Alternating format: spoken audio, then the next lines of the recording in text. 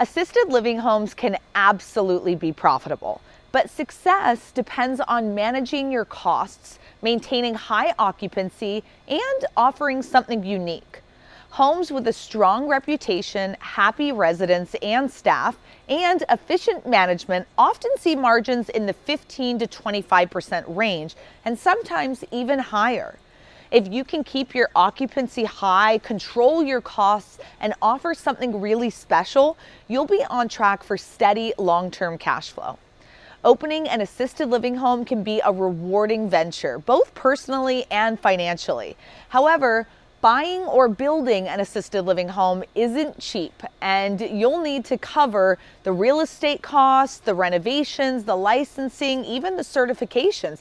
This could cost you anywhere from $300,000 upwards of $3 million, depending on where in the country you're located and which of the four methods you're choosing to get up and running.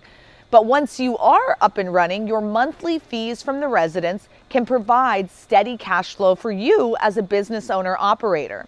On average, assisted living homes, they really charge residents anywhere between $5,000 to $10,000 per month. Multiply that by 6 or 10 or even 16 residents, and the cash flow starts to look really pretty good.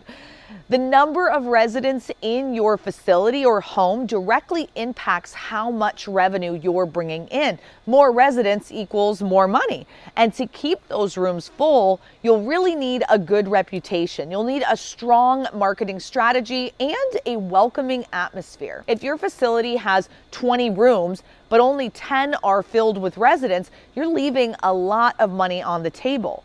So marketing will truly make or break you in this industry, so don't skimp out on it, and don't be afraid to put some budget towards it. It will always pay off in the end. You know, the operating costs for an assisted living home, they can vary significantly depending on the home's size, location, and the level of care that is provided, as well as the amenities being offered. Some things to consider that are going to be taken out in your expenses include staff wages. You know, if you're not going to be working in the home, someone is, and we've got to pay them to do it. Also, benefits and training for them.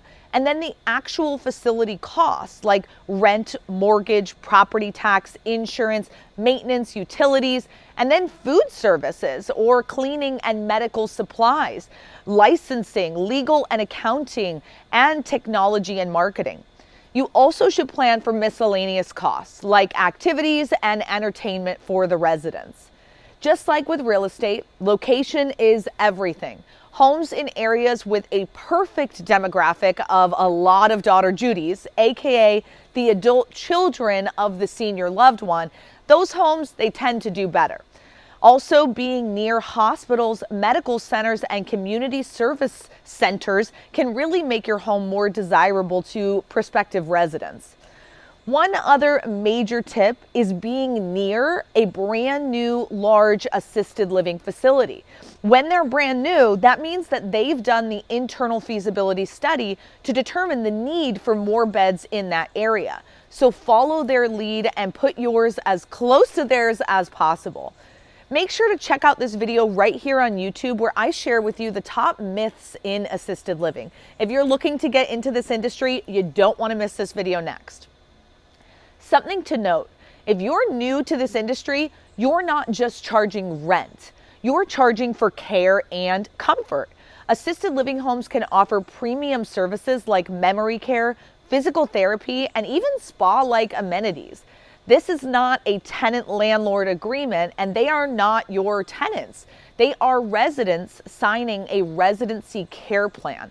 They're there for the care, not just the room and board.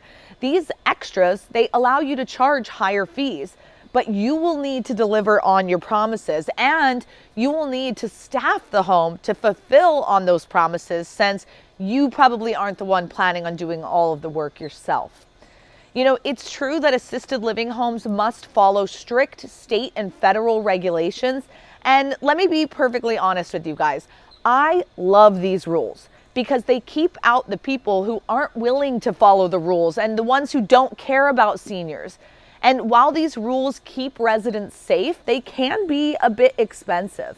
From licensing fees to staff training to regulatory compliance in general, it costs money. But trust us, following the rules is cheaper than paying fines, or worse, losing your license or having a wrongful death in your home. A great way to stay ahead of compliance changes is by attending industry conferences or hiring a compliance specialist like the Residential Assisted Living Academy. One final tip for you before we end today's video: a great way to boost profit and stand out from the crowd is to offer unique services like memory care or luxury amenities that can really set you apart and allow you to charge more. Do your research beforehand, find that gap for services in your market and fill it. And subscribe for more videos here on our channel. See you next time.